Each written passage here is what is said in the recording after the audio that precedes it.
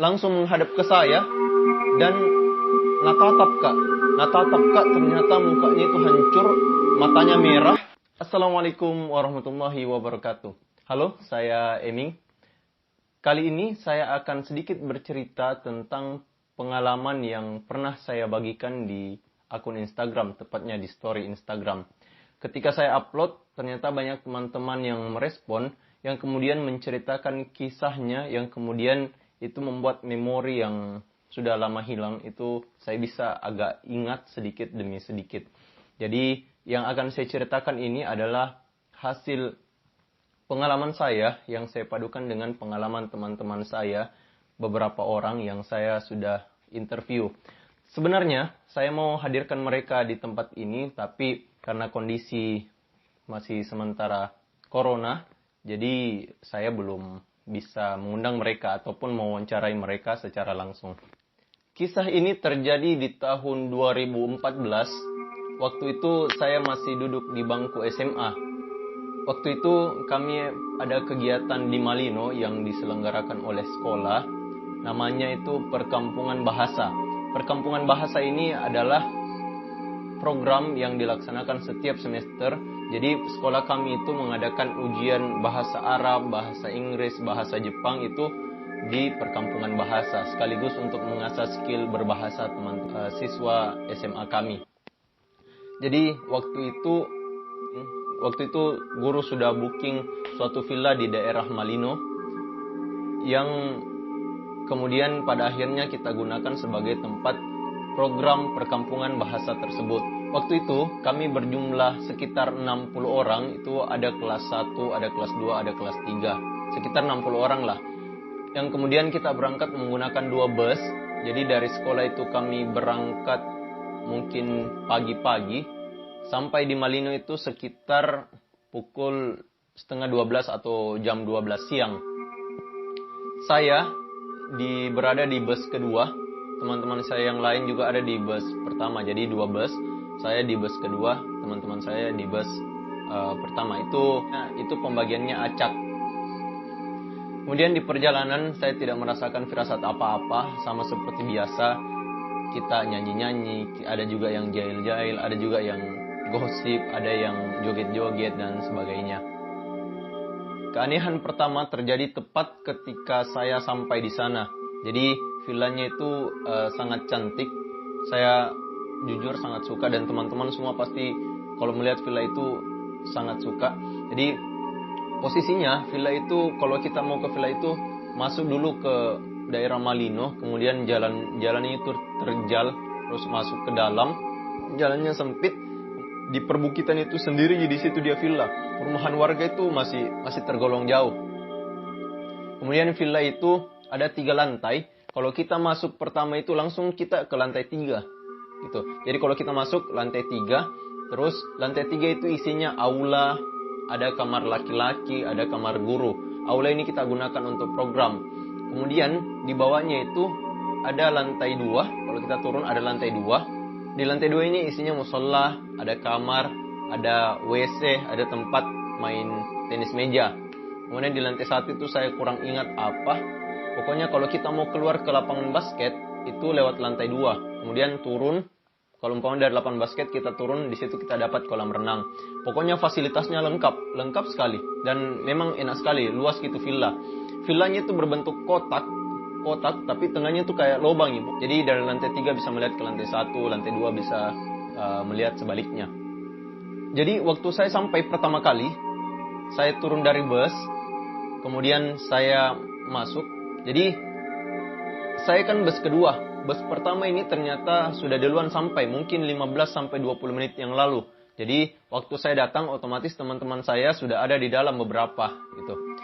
Kemudian saya turun dari bus, saya masuk. Di dalam itu ramai sekali orang. Saya rasakan kondisinya pada saat itu kayak pasar ki. Jujur waktu sampai saya agak kecewa sama guru yang booking itu villa. Karena pas ku masuk kayak banyak sekali orang. Saya dugaanku kayak baku campur sama orang lain di sana. Kayak bukan cuma dari sekolah tak gitu. Nah, kemudian waktu saya masuk villa ramai sekali. Karena ramai sekali, pusing kurasa. Karena kayak apa bikin pusing ki pokoknya. Terus saya masuk, banyak orang yang tidak aku kenal. Ada temanku dari belakang, dia tunjukkan, mak bilang, oh di sini kamar tak. Kemudian dari lantai 3 kita masuk, sebelah kanan itu langsung kamar laki-laki. Kemudian di dalam kamar sudah saya lihat temanku semua. Kemudian di kamarnya itu ada kayak foto 2 keluarga, foto besar digantung, atau foto keluarganya siapa. Setelah itu saya coba mintanya temanku sama adik-adik kelas, saya coba cerita, bilang kenapa kayak bukan cuma kita di ini villa, kecewa kak. Terus temanku ini jawab bilang, kita di sini.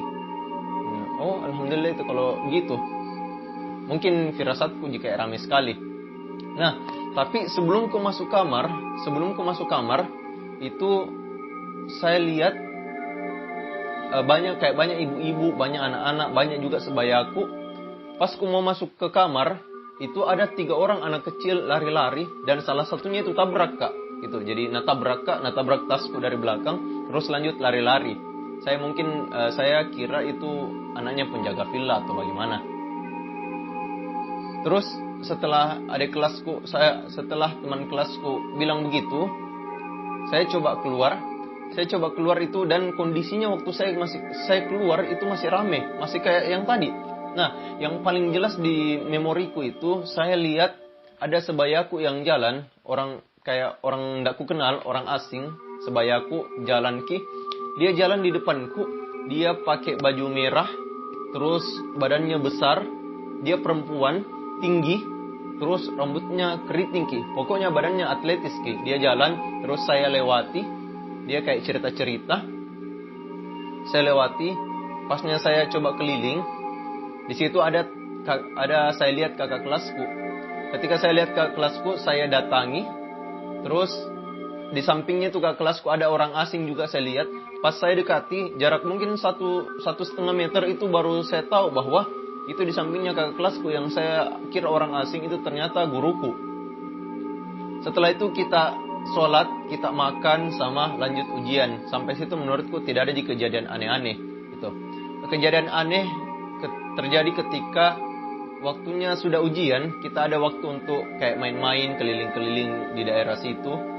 Ada beberapa teman-teman yang pergi main basket, ada main tenis meja. Saya juga ikut. Kondisinya waktu itu hujan ki. Jadi bajuku basah dan harus kak ganti. Jadi kita main di lapangan basket. Terus saya mau ganti baju di lantai 2 dekatnya musola. Tapi di situ ternyata WC-nya full ki. Jadi saya naik ke WC kamar. Di kamar itu ada WC. Ada WC mungkin satu kamar satu WC. Saya naik ke lantai 3 di kamarku.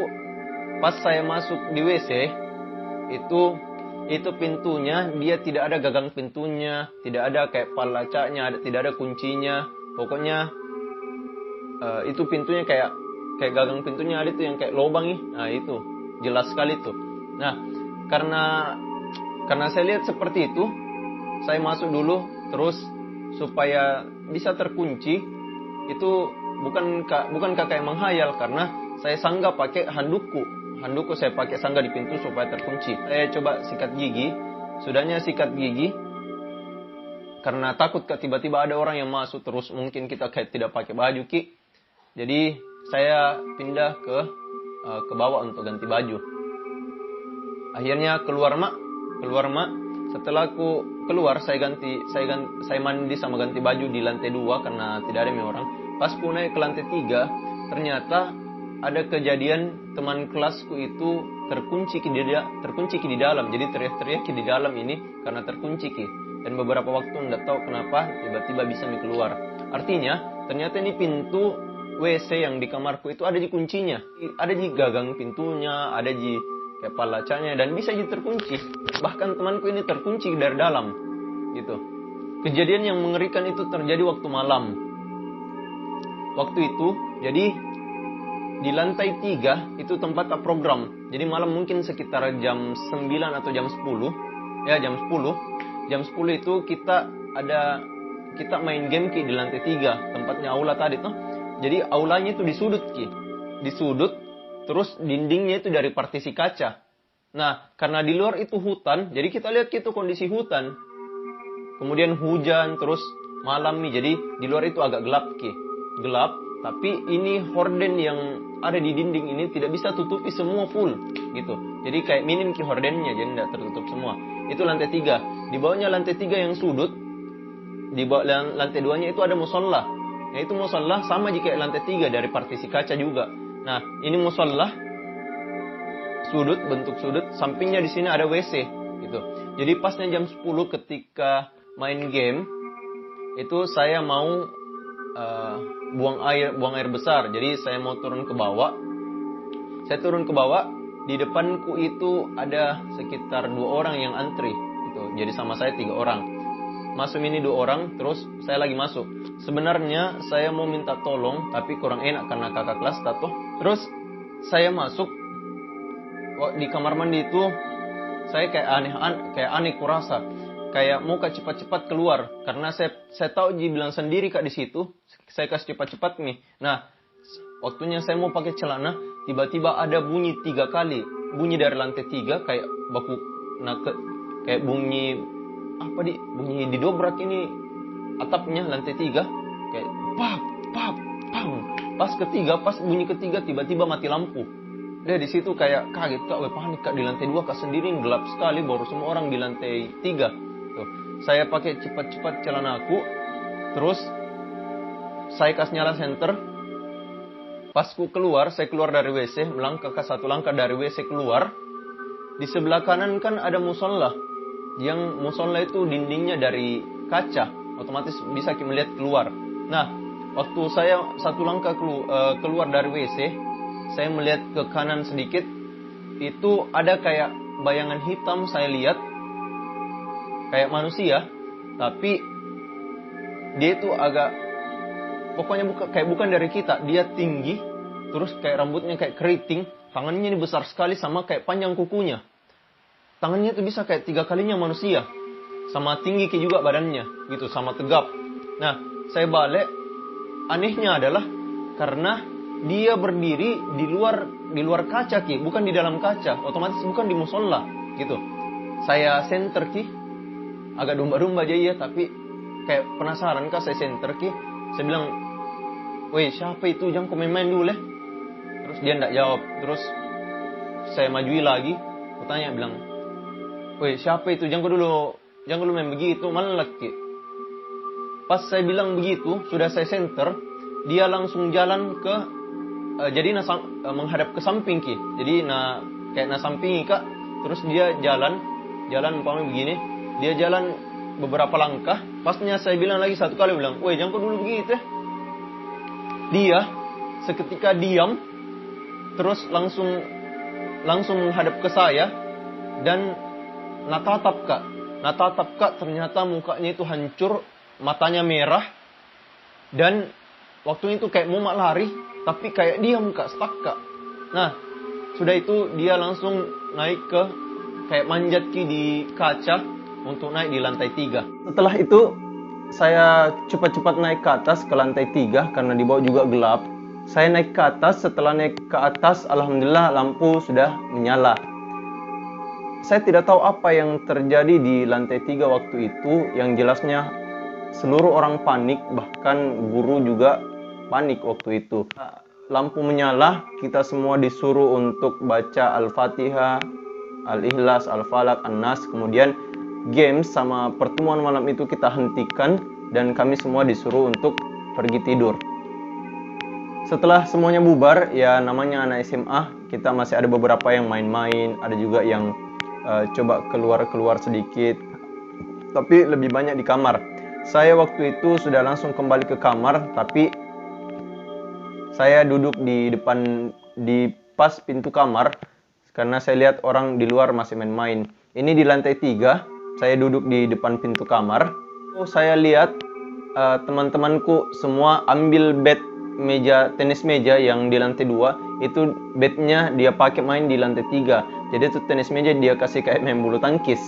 Nah, semua beranjak tidur ketika malam itu ada 2 kejadian.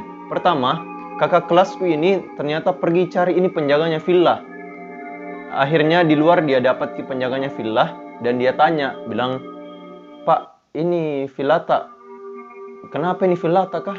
Nggak angker gini Pak, nggak ada apa-apanya." Langsung Nabi bilang, "Tidak Jide, sholat juga toh." Nah begitu jawabannya. Jawabannya ini yang bikin domba-domba semua, karena begitu Nabi bilang, "Sholat juga toh." Itu yang pertama. Yang kedua, waktunya main itu yang kayak main bulu tangkis kita, tapi pakai bat tenis meja. Itu bola pingpongnya keluar ke pintu. Di luar itu gelap nih, gitu. Jadi pasnya main, nah pukul keluar gitu bola pingpong. Baru mau dia ambil di luar pintu, ternyata itu bola pingpong langsung lantak kembali. Jadi baru mau dia ambil langsung lantak kembali ke dia. Nah jadi saya yang lihat dari pintu, kulihat gitu anak-anak semua lari, datang pelan-pelan ke saya sambil kayak sedikit lari. Baru tiba-tiba langsung yang kencang. Ada juga beberapa yang tabrak Kak. Sudah itu malamnya tidur mungkin. Tidak sampai situ, kejadian berlanjut. Jadi jam 4 tadi waktunya saya mandi, itu ada temanku sakit, namanya Upi. Jadi Upi ini sakit, jadi dia tidak ikut program dari jam 4 sore sampai malam gitu. Di kamar gitu terus dia tidur sendiri karena demam ki. Di kamar waktu tak tidur, jam 2 malam itu dia bangun. Jam 2 malam dia bangun, dia kasih bangun satu temanku namanya Anta. Ini Upi dia kasih bangun Anta untuk ditemani ke WC. Tapi kan ada di WC di kamar di dekat Ji, tapi ini Upi mau ditemani. Dia kasih bangun Anta, terus dia coba ketuk-ketuk Anta ini, coba nantar ke Upi, coba ketuk-ketuk pintu WC yang di kamar.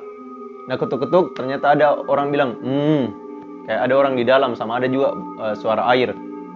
Oh, sepertinya ada orang. Jadi dua orang ini turun ke WC lantai 2 yang tempatku tadi buang air. Turun ke bawah, kondisinya waktunya itu gelap. Upi ini dia mau buang air kecil, jadi ditemani sama ini Anta. Tapi pasnya turun itu Anta sempat bete karena dia menunggu sekitar 15 menit untuk tunggu ini Upi yang buang air kecil. Nah pasnya keluar Upi 15 menit buang air kecil, ini Anta kayak marah-marah nih, kayak ngambek nih sedikit. Pasnya keluar Upi, tiba-tiba ada yang melempar bola pingpong dari tempat tenis meja. Gitu. Itu bola pingpongnya kena tangannya Anta, terus tak pantul masuk ke WC. Gitu. Setelah itu Anta kayak panik juga, kayak domba karena ada tiba-tiba melempar. Naik ke atas, kemudian tidur kembali. Besok paginya, ini Anta dia sampaikan ke Upi. Nah Anta bilang, kau Upi, tadi malam nutok sendiri jagai kok. Baru lama tongko juga kencing. Baru itu nulihat itu ada orang kerja karena lama sekali kok di dalam. Jawabannya Upi, nah bilang, ndak bangun-bangun aja tadi malam saya, ndak kencing ya. Sudah itu kayak bertanya ke Anta, bilang, serius kok? Nah aku temanku tadi malam. Nah waktunya itu Upi langsung bilang, oh iyo, ku ingat nih tadi malam buang air kecil Kak. Tapi di WC kamar jadi sini, bukan di bawah. Iya, aku dengar juga ketok-ketok tadi malam. Saya itu yang menjawab bilang, sama ada bunyi air toh. Nah, saya itu. Artinya, yang dia temani Anta untuk buang air kecil tadi malam itu bukan Upi. Kita juga tidak tahu.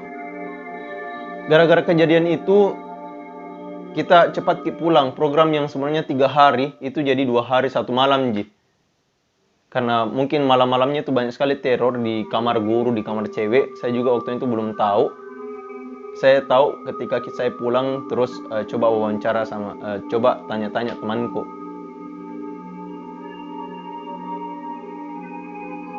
Sekitar jam 10 pagi, jam 8 itu kita siap-siap. Terus sekitar jam 10 atau jam 11 kita kembali ke Makassar. Program ini kayak ditunda Nah, sampai di sekolah sama ada juga beberapa orang yang komen story Instagramku. Itu ada kakak kelasku, ada juga teman-teman kelasku. Jadi teman kelasku ini saya tanya beberapa hari yang lalu lewat voice note. Itu dia rekam seluruh kejadian yang dia alami di sana. Jadi temanku ini namanya Iin. Iin ini dari perjalanan dia sudah rasakan tidak enak rasa. Jadi masih di bus kayak dinginnya di Malini itu kayak lain-lain hawanya dia rasa. Ternyata waktunya Iin ini adalah orang yang, saya kan bus kedua, dia bus pertama. Dia masuk, dia sampai duluan, sama seperti yang kurasa, kayak pasar gitu, tapi dia lebih jelas lihat ki. Lebih jelasnya dia lihat lantai 1, 2, 3 itu dipenuhi sama orang yang tidak dia kenal, tapi anak-anak saja sama ibu-ibu gitu.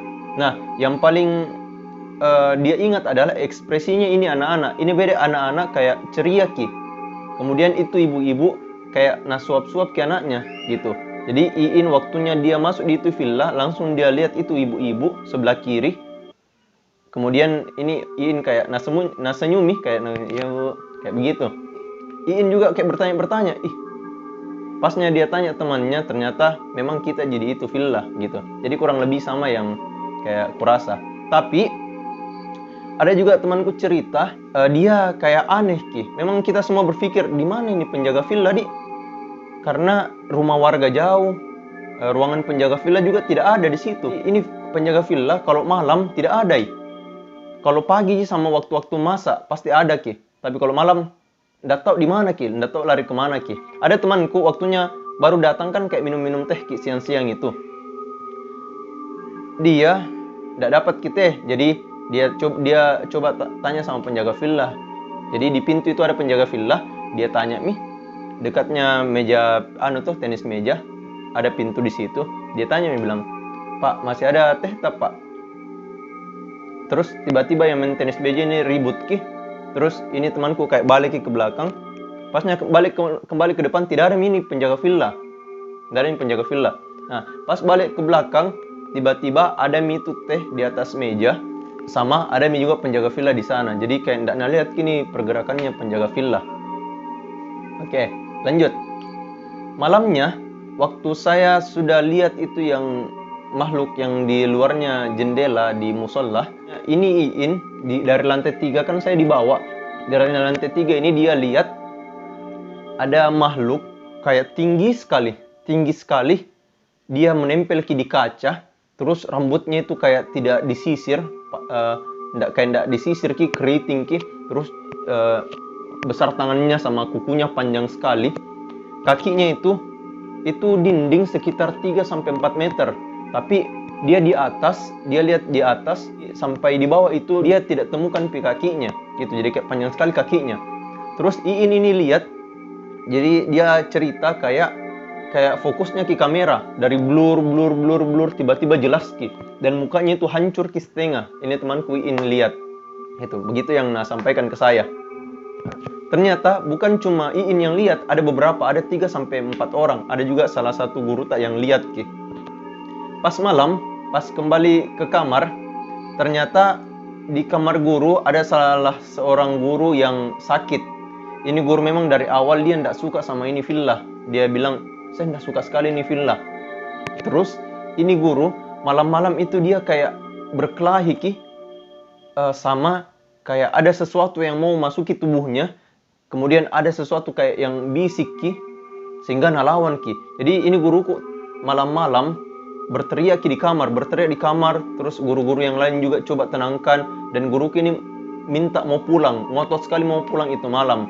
Tapi karena kondisinya malam kita juga tidak mungkin mau pulang, akhirnya ditenangkan. Katanya waktunya itu malam kayak ada bisik ki, terus dia lawan gitu yang mau masuk di badannya, sampai badannya itu kayak sakit ki, sama panas dia rasa. Tidak tahu sampai sekarang dia tidak mau cerita. Pokoknya dua guru ini dia sudah tidak mau ke Malino sejak kejadian itu. Tidak tahu apa yang dia lihat. Malam itu juga ada kakak kelasku yang dia DM kak di Instagram. Dia coba ingat kejadian itu malam. Jadi pas kita kembali ke kamar, ada kakak kelasku yang di kamar itu dia bangun tengah malam. Tengah malam dia bangun, dia melihat ke meja, di meja sebelah sana. Terus dia mau ke WC. WC itu sebelah sana gitu. Jadi pasnya dia bangun, dia lihat di atas meja itu ada kayak tas besar. Tapi kayak ada kayak ada tali-tali, jadi kayak rambut gitu. Tapi kan ada tas yang kayak begitu. Jadi dia langsung tunduk karena takut Terus dia ke WC Sebelumnya masuk WC, dia lihat kembali ke itu meja. Ternyata itu tadi yang nanggap tas terbang. Dan lama-kelamaan kayak berbentuk kepala, dan itu kepala melihat ke kakak kelasku ini. Ini kakak kelasku langsung masuk WC, terus di WC cepat keluar, baru kembali tidur. Besoknya, Iin ini yang tadi cerita sama saya, Iin ini waktunya orang prepare mau pulang, dia itu sudah mandi duluan. Jadi waktunya teman-teman yang lain masih sisir-sisir, masih pakai kudung, dia coba jalan-jalan dari luar kamar. Di itu tempat tenis meja, dia lihat ada anak laki-laki yang main. Nah, pasnya dia lihat tenis meja, kan ada di sini tenis meja, di sini ada pintu.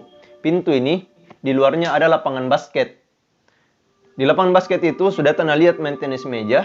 Dia melihat ke lapangan basket, ada anak laki-laki, dia main basket, tapi bukan anak sekolahku begitu. Jadi dia kayak orang asing ki. Dia lihat main basket, terus pasnya dia dekati, tiba-tiba itu orang yang main basket hilang ki. Tapi anehnya itu bola masih kayak menggelinding ki, masih kayak lantak-lantak ki gitu. Jadi kaget kini Iin, terus langsung kembali ke kamar. Sejak dia lihat itu tadi orang yang main basket, itu suasana pasar yang dia rasakan pertama kali itu kayak kembali ki lagi gitu. Jadi kayak ramai sekali langsung lagi narasa kayak pasar kayak waktunya pertama kali datang. Nah, pas tak mau meki balik, jadi semua jalan ke Besmi, Iin ini balik ke belakang lagi menghadap ke itu villa. Dia lihat itu semua orang beda berkumpul ki, semua setan-setan ke apa semua, termasuk itu anak-anak deh. Termasuk itu anak-anak, ibu-ibu, semua melihat ki, ada dari jendela, ada di samping, ada di depan villa, ada di belakang. Itu semua melihat ke Iin. Terus mukanya itu tidak se-welcome yang pertama kita datang gitu. Itu anak-anak mukanya sudah kayak marah mi. Ini ibu-ibu juga kayak marah mi. Dan Iin sempat spek-spek foto-foto gitu jendelanya gitu. Tapi katanya tidak ada yang dapat. Sudahnya itu kita pulang, dan ada beberapa cerita bahwa ada teman yang diikuti juga. Dia agak mendingan pasnya sampai bilik-bilik waktunya itu. Sedangnya itu kita sampai sekolah, terus kembali ke rumah. Ya, kira-kira seperti itu cerita dari saya. Mungkin ini adalah pengalaman yang mengesankan bagi saya. Nantikan cerita-cerita saya selanjutnya. Untuk teman-teman yang punya cerita-cerita menarik, bisa DM saya melalui Instagram @amuhaiminde. Assalamualaikum warahmatullahi wabarakatuh.